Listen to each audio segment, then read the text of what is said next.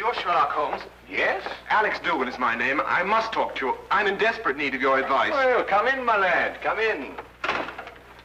Oh, permit me to introduce my friend and colleague, Dr. Watson. Watson?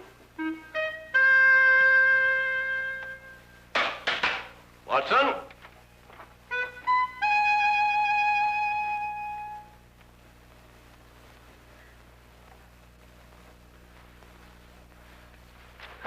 Cough, just as I suspected. Well, Oh, my goodness me, a patient. Oh, I do beg your pardon leaving you standing there like that. Most remiss of me. There, if you'll sit down, I'll be with you in a moment. My dear doctor, Mr. Dougal is not your patient. He's come to see me. Oh? Huh.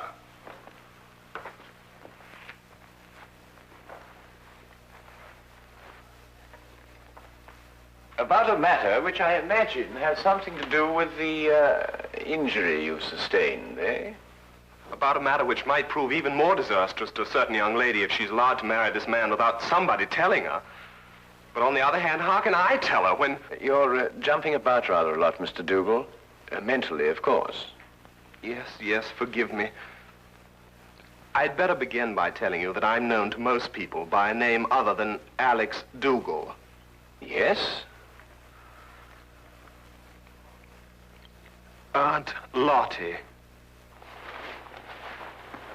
Aunt Lottie?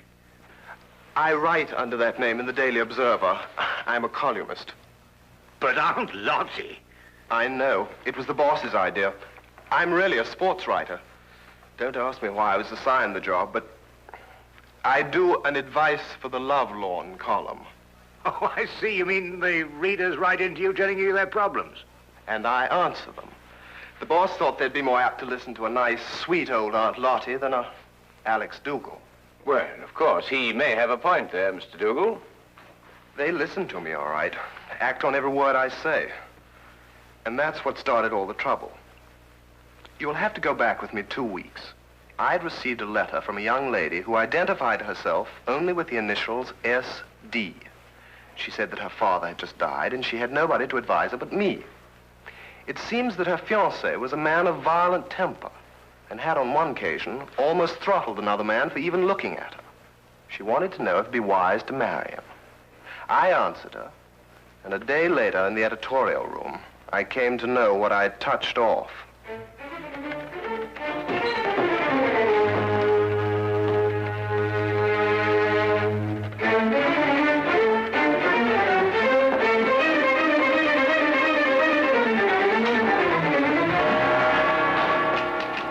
Where can I find Aunt Lottie?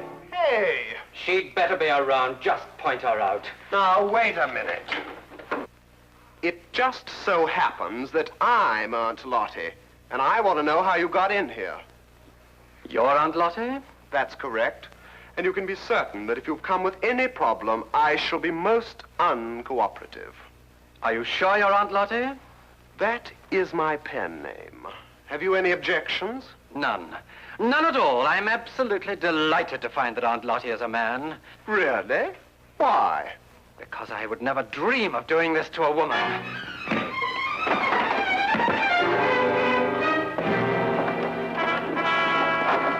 What's the meaning of this? You received a letter the other day from a young lady asking whether it was wise to marry her fiancé, a man of violent temper. That's right. You replied in your column yesterday that it would be most unwise. It is. But what's it got to do with you? I know. Don't tell me. You're the fiancé. Aunt Lottie, you have a lot of mending to do. Mending? In your column tomorrow, I want you to take back every word. It's impossible. My publishers would never allow it. Right, then you'll go and see her personally. Her name is Susan Deering. Her address is 116 Chatham Hills Road, Bathampton. When you get back, I shall expect to hear that she has refixed the wedding date. Now, wait a minute. You can't intimidate me. I gave her my honest advice, and I intend to stick to it. What did you say? I intend to...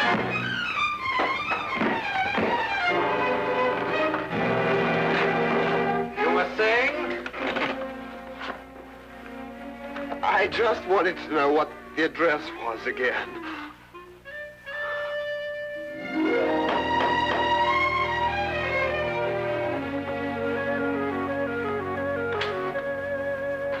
Miss Deering? I'm the housekeeper. Your name, please? Aunt Lottie.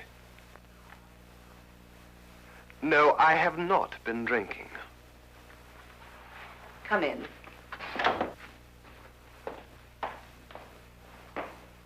Wait here, please. I'll call her.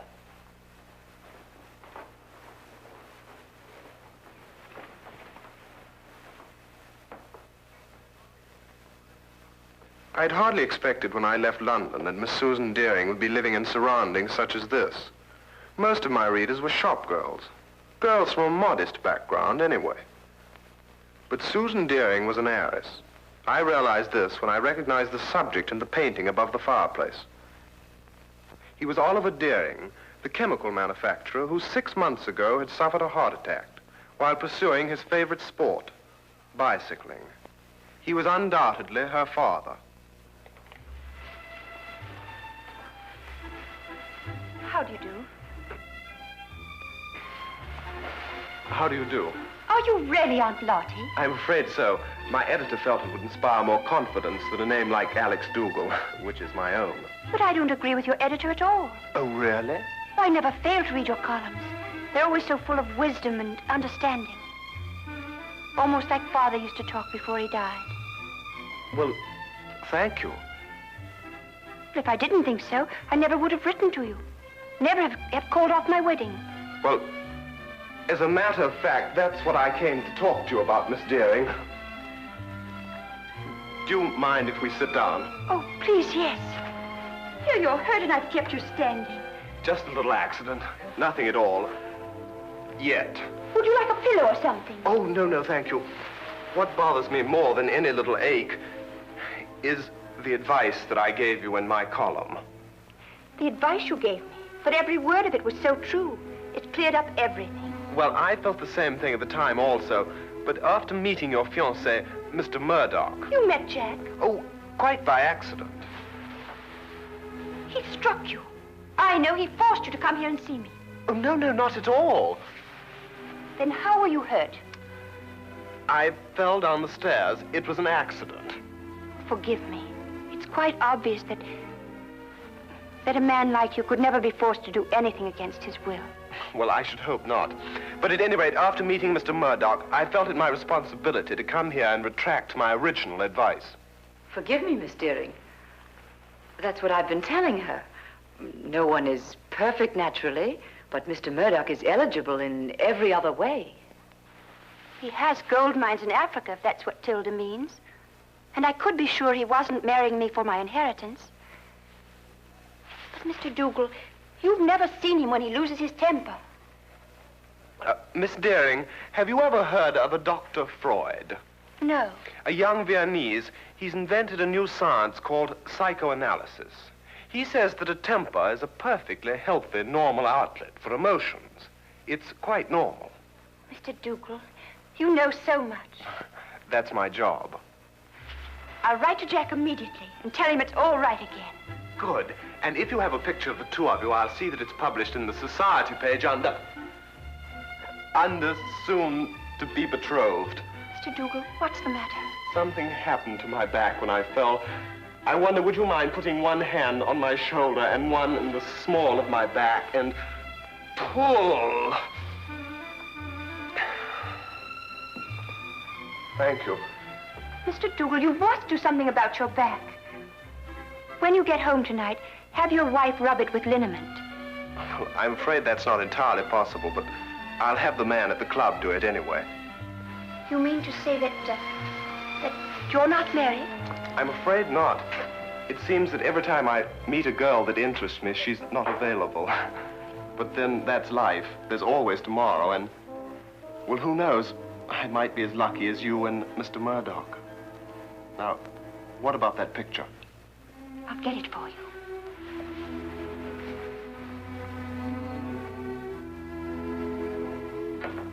All the way back to London, my eyes kept returning to the snapshot that had been given me, and to Murdoch's face. I really hadn't had time to study him when he first came into my office. Everything had happened so fast. But now I had the clinging feeling that I'd seen him somewhere before. But where? And under what circumstances?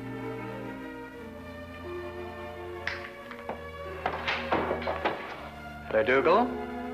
I trust you were successful. Extremely. And I'm going back with even more confidence to make her change her mind next time. You're not Jack Murdoch, and you don't have any gold mines in Africa. You're Freddie Brill, the racetrack fixer. Now, whatever gave you that idea? I used to be a sports writer, for your information, and I remember you very well. You got flung in jail for nearly killing a jockey that double-crossed you. And if you don't think I can prove it, just come down to the library and I'll show you a back issue with your picture in it. That won't be necessary. I didn't think it would be. So it's her inheritance you're after, is it? That's it. And I don't think you'll be telling her. What are you going to do? First, I'm going to make you best man at my wedding. What? After today, I can't trust you out of my sight. As best man, you have reason for being at my side every minute. But this is insane. Secondly, I make you this promise. If Susan should learn of my true identity before we're married, I won't make inquiries as to who told her. I'll assume it was you. And if it's the last thing I do, I'll kill you.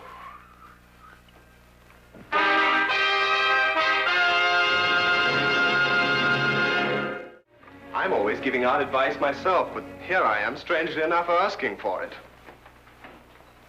What shall I do? If I expose Murdoch, he'll obviously take his revenge on me. But on the other hand, how can I allow poor Susie to be victimized that way? I see. So it's Susie, is it? Well, up until half an hour ago when I managed to get away from him. Murdoch keeps me handcuffed to his side. And naturally, when he saw Miss Deering, I did also. Ah, yes, yes, quite naturally. Well, there's no point in denying it that she does something strange to me. And I found myself wanting to be the groom instead of the best man.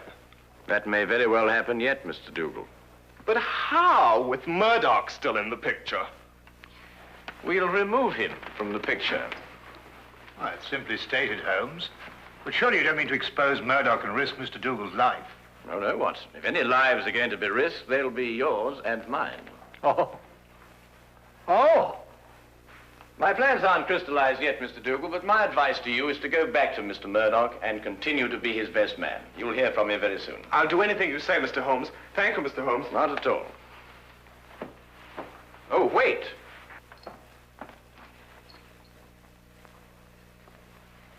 It's all right. I just wanted to make certain that Murdoch wasn't waiting for you outside. Oh, thank you, Mr. Holmes. Good day. Good day. Good day.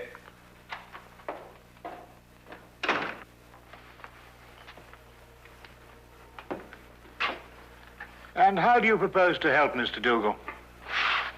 By removing Murdoch from the picture. But how? By proving that he killed Miss Deering's father. What? Safely behind bars, Murdoch could neither marry Miss Deering or harm Dougal. But Miss Deering's father died of a heart attack. He was cycling. You heard it yourself. My dear Watson, it was made to appear as if he had been bicycling. Well, now, really, Holmes, you haven't even left the room. How can you say such a thing? Ah, here it is. I thought I'd kept it. Have a look. When that picture was published in the papers, I showed it to Inspector Lestrade as proof that Oliver Deering was murdered. But the good old inspector, with his usual dim-wittedness, refused to pay any attention to it. Well, I must say I can't see any signs of murder here. Notice Deering's coat. Yes, well. It's buttoned on the left side. So? Have a look at your own. Well, yes, I see that, but... It's my theory that Deering was at home in his shirt sleeves when Murdoch struck him a blow on the back of the head that killed him. Then, in an effort to disguise his crime, Murdoch, with the aid of a woman, dressed Deering and deposited him and his bicycle on a lonely stretch of country road. But the mistake had been made of buttoning his coat on the wrong side.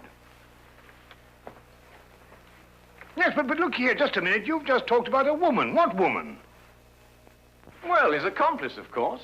A woman would be more apt to button Deering's coat on the left side, since it was customary for her to button hers in that way. And talking of coats, I think you'd better take yours. It's going to be chilly in the country tonight. Well, assuming everything you say is true, what's the motive in killing Deering? Well, my guess is that Deering found out Murdoch's true identity and prevented him marrying his daughter. And Murdoch, seeing himself losing a fortune, lost his temper again. Come on, Watson. We'll pick up Lestrade on the way. Right. Take my coat.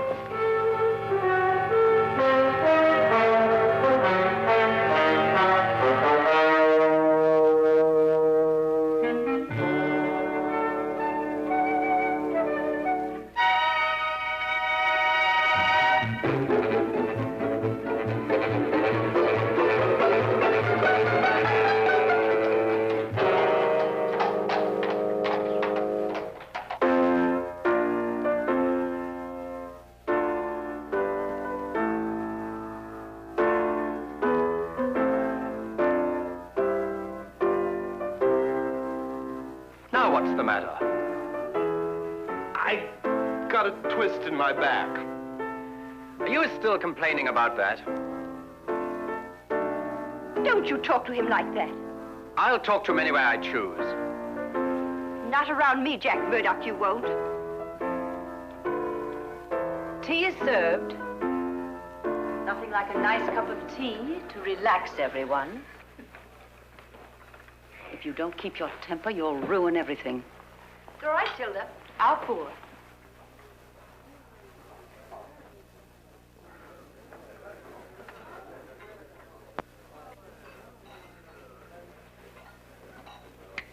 Why didn't I think of it? Of course. Of course, what? The accomplice, it's Tilda. The housekeeper? Yes, it would have to be someone normally attached to the house to have been present at the murder. Tilda fits the part perfectly. She would also have to know Murdoch. And from the manner in which she's just been talking to him, that's obvious, too. Your theory sounds as wild now as it did when you first told it to me. Lestrade, give me your gun, will you? What for? Well, I'm just going to put my theory to the test. Wait a minute. Oh, don't worry, I shan't hurt anyone.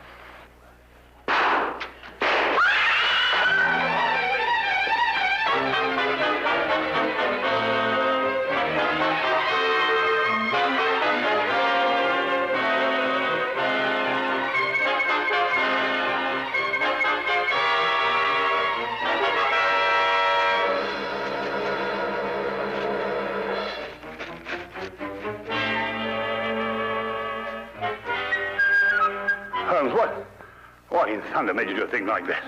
No time to explain now. They'll have the staff out and search the grounds. If they find us, the whole plan's ruined. Well, now, where's Lestrade?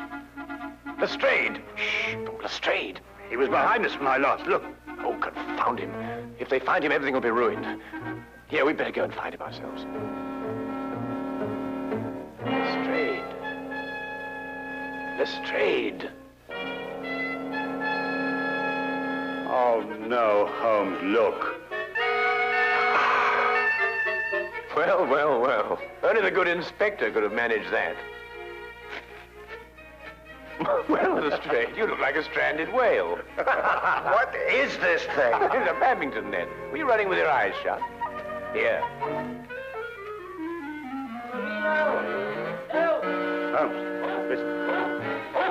The gardeners, I expect. They're coming this way. We've got to get to the carriage. Come on, Lestrade. Get me out of this thing. Oh, there's no time for that. Come on.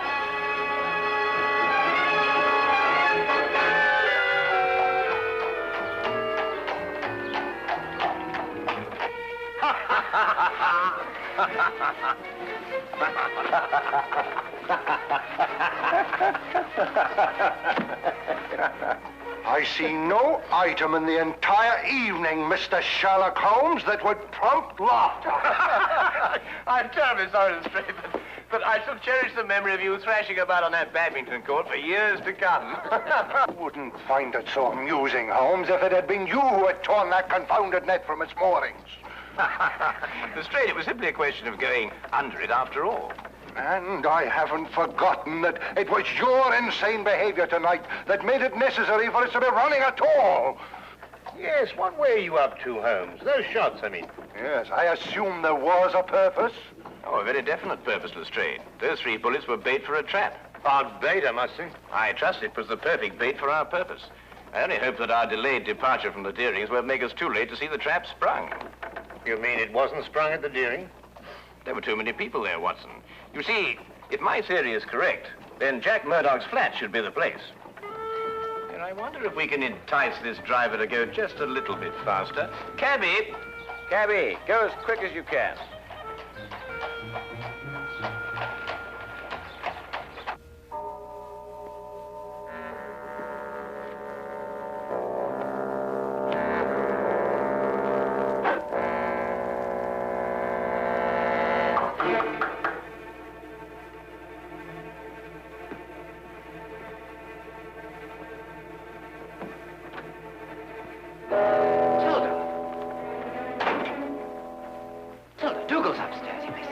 I'm not staying long.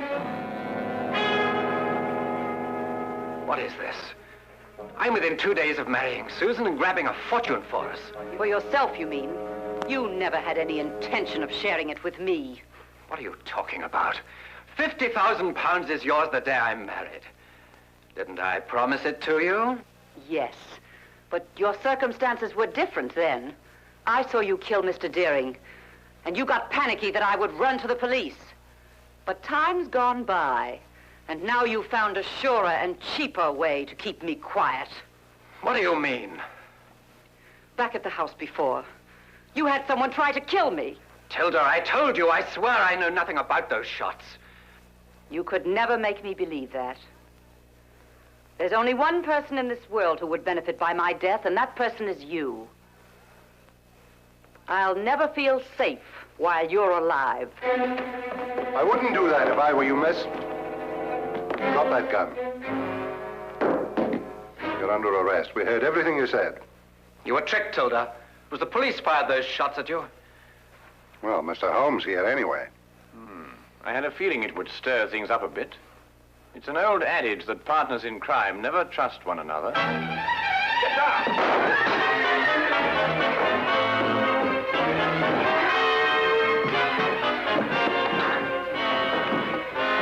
Where are we? I've been practicing my ride ever since I met him. Ah, well done, my boy. Well done.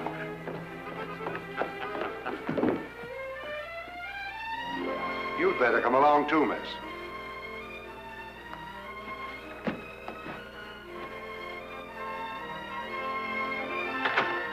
I believe I've outgrown the Aunt Lottie label now. I'm going to ask Susan to marry me. Good for you. First thing tomorrow morning. It's too late tonight. Oh, I don't think it's too late. You don't? No. Definitely not. I'll go right now. Good idea.